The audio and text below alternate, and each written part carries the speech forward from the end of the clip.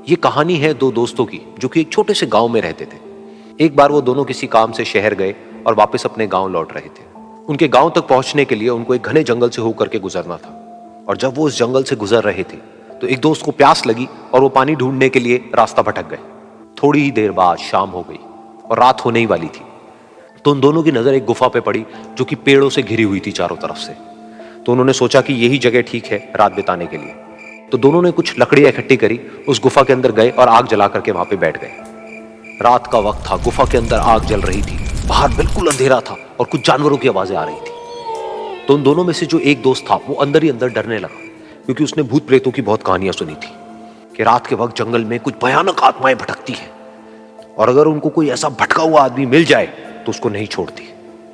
तो जब उसने भूत प्रेतों की बात अपने दोस्त से करी तो उसके दोस्त ने हंसते हुए उससे पूछा, क्या कभी तूने किसी भूत को देखा है? तो उसने कहा, नहीं मैंने तो नहीं देखा, लेकिन मेरे कुछ जान पहचान के लोग हैं जिन्होंने देखा है।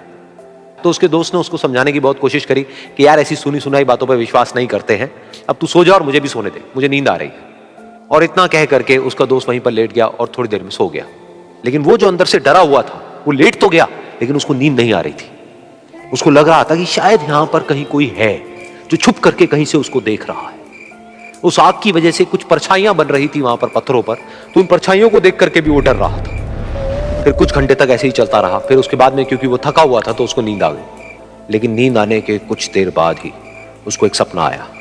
सपने में उसको एक बहुत ही भयानक परछाई उसकी तरफ बढ़ती हुई नजर आई। अब जैसे जैसे वो अंदर से डरता चला जा रहा था, वो परछाई उसके और पास आती चली जा रही थी और बड़ी होती चली जा रही थी। और उस परछाई में एक हाथ उसको नजर आया जिसके बड़े बड़े नाखून थे, और वो हाथ उसकी तरफ बढ़ता चला गया और उसके गले तक पहुंचने ही वाला था कि तभी वो डर करके एकदम से उठा। फिर उसने अपने दोस्त की तरफ देखा जो कि सो रहा था, उसको पकड़ करके जोर से उठाया। फिर उसने अपने दोस्त को बताया कि उसके साथ में क्या हुआ। तो उसका दोस्त फिर हंसने लगा। फिर उसके दोस्त ने उसको कहा, अब अगर दोबारा से तुझे वो परछाई दिखे तो तू वही कहियो जो मैं तुझे कह रहा हूं कहने के लिए, फिर देखते हैं वो परछाई तेरा क्या करती है। तुझे अपने अंदर ही अंदर बोलना है, मैं तुझसे नहीं डरता, सामने आ। तो उसके दोस्त ने वैसा ही किया। थोड़ी देर बाद दोबारा से उसको सपने में वही परछाई नजर आई और वो परछाई धीरे धीरे उसकी तरफ बढ़ने लगी। लेकिन इस बार वो उस परछाई से डरा नहीं, बल्कि अपनी पूरी हिम्मत जुटा करके उसने वही कहा, मैं तुझसे नहीं डरता, सामने आ। मैं तुझसे नहीं डरता, सामने आ।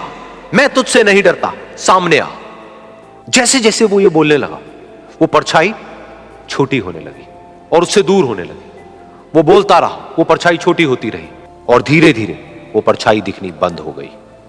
बिल्कुल ऐसा ही हमारी जिंदगी में भी होता है। हमारे अंदर जितने भी डर है, उससे हम जितना डरते हैं हम उतना ही छोटे होते चले जाते हैं और वो डर उतने ही बड़े होते चले जाते हैं। लेकिन अगर हम अपने अंदर के डरों से नहीं डरते हैं और उसका सामना करते हैं तो दुनिया का ऐसा कोई भी डर नहीं है जो कि हमें डरा पाए।